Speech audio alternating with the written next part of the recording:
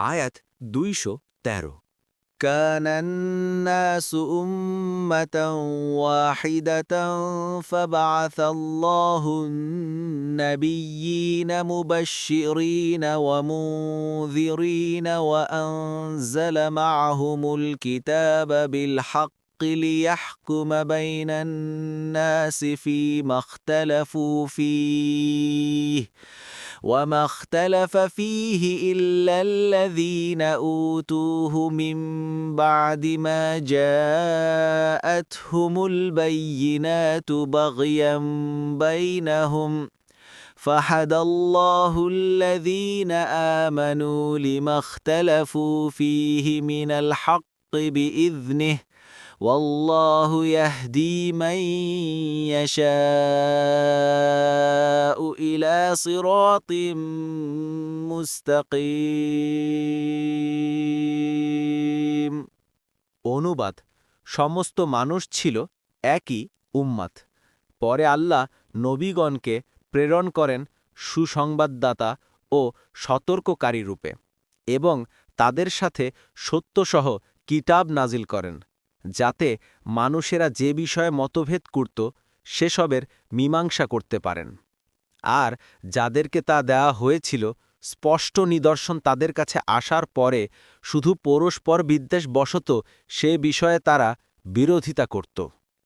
অতঃপর আল্লাহ তার ইচ্ছাক্রমে ঈমানদারদেরকে হিদায়েত করেছেন সে সত্য বিষয়ে যে ব্যাপারে তারা মতভেদে লিপ্ত ছিল, আর আল্লাহ যাকে ইচ্ছা সরল পথের দিকে হিদায়েত করেন। তাফসির। 1 নম্বর ফুটনোটের বিবরণ। এই আয়াতে বর্ণনা করা হয়েছে যে কোনো এককালে পৃথিবীর সমস্ত মানুষ ছিল একই উম্মত। তারা নিঃসন্দেহে তাওহীদের উপর ছিল। ইবনে আব্বাস রাদিয়াল্লাহ আনহু বলেন, আদম ও নূহ আলাইহিমাসসালামের মাঝে 10টি প্রজন্ম গত হয়েছে যারা সবাই তাওহীদের উপর ছিল। অন্য বর্ণনায় কাতাদাহ রাদিয়াল্লাহ আনহু বলেন, তিনি বলেন, আদম ও নূহ আলাইহিমাসসালামের মাঝে 10টি প্রজন্ম হিদায়েতের উপর ছিল। তাফসিলে তবারি। অতঃপর তাদের মধ্যে আকিদা, বিশ্বাস ও ধ্যানধারণার বিভিন্নতা দেখা দেয়, ফলে সত্য মিথ্যার মধ্যে পার্থক্য করা বা পরিচয় করা অসম্ভব হয়ে পড়ে। তাই আল্লাহ তাআলা সত্য ও সঠিক মতকে প্রকাশ করার জন্য এবং সঠিক পথ দেখাবার লক্ষ্যে নবী ও রাসূলগণকে প্রেরণ করেন, তাদের প্রতি আসমানি কিতাব নাজিল করেন। নবীগণের চেষ্টা পরিশ্রমের ফলে মানুষ দুভাগে বিভক্ত হয়ে যায়।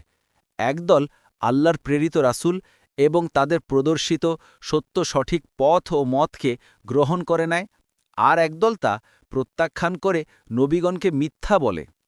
প্রথমোক্ত দল নবীগণের অনুসারী এবং মুমিন বলে পরিচিত, আর শেষোক্ত দলটি নবীগণের অবাধ্য ও অবিশ্বাসী এবং কাফের বলে চিহ্নিত। এই আয়াত দ্বারা এটাও বোঝা যায় যে দ্বীনের ভিত্তিতেই জাতীয়তা নির্ধারিত হয়। মুসলিম ও অমুসলিম দুইটি জাতি হিসেবে চিহ্নিত করারই এর মূল উদ্দেশ্য।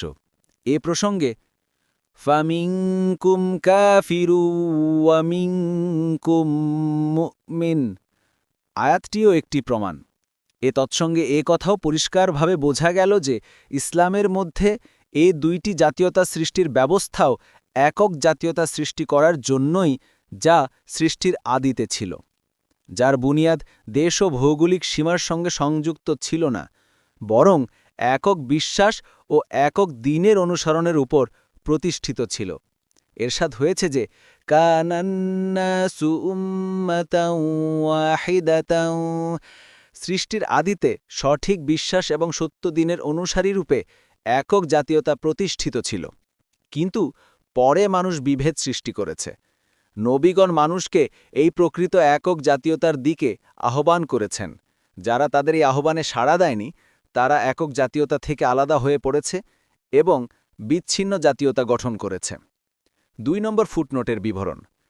আর যেহেতু পূর্ববর্তী কিতাবগুলোতে পরিবর্ধনের মাধ্যমে সেসব নবী রাসূলদের শিক্ষাকে নষ্ট করে দেয়া হয়েছিল বলেই আরও নবী রাসূল প্রেরণ এবং কিতাব প্রেরণের প্রয়োজন দেখা দিয়েছিল, সেহেতু কোরআনকে পরিবর্তন হতে হেফাজত রাখার দায়িত্ব আল্লাহ তাআলা স্বয়ং গ্রহণ করেছেন এবং কোরআনের শিক্ষাকে কিয়ামত পর্যন্ত এর প্রকৃত রূপে বাহাল রাখার জন্য উম্মতে মুহাম্মদীর মধ্য থেকে এমন এক দলকে সঠিক পথে কায়েম রাখার ওয়াদা করেছেন, যে দল সবসময় সত্য দিনে অটল থেকে মুসলিমদের মধ্যে কোরআন ও সুন্নাহর সঠিক শিক্ষা প্রচার ও প্রসার করতে থাকবে।